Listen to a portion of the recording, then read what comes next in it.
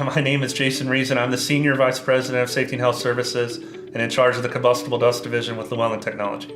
Prior to coming to Llewellyn, I was actually an OSHA compliance officer for 13 years, where the last 5 I did nothing but combustible dust, to the point where I started training other OSHA people and fire marshals and people like that on how to actually do combustible dust and enforce their own standards.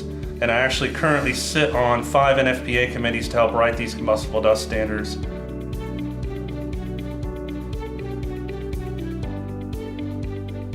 There are not a lot of people who can do combustible dust, and in fact, if you look at under NFPA who is actually qualified, quote unquote, to do a dust hazard analysis, there's about 50 people in the United States that are qualified to do a DHA. Several of those work for Llewellyn.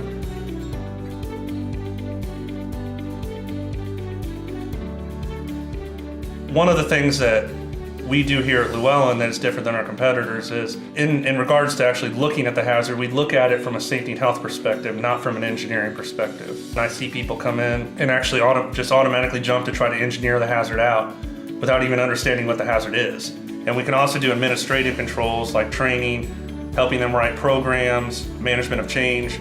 Basically, we are the one-stop shop for combustible dust.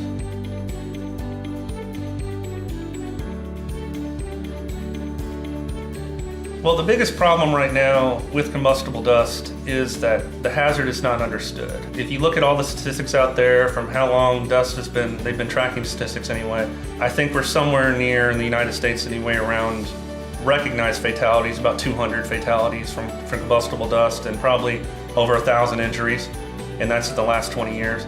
Even with all that, the dust hazard itself is not understood by a lot of facilities. Here at Llewellyn, one of our advantages is we not only have OSHA people here who have actually worked for OSHA. In fact, we have over 40 years of OSHA experience in enforcing these standards. We have people who actually train OSHA on how to enforce their own standards they write. Our expertise in that respect is second to none.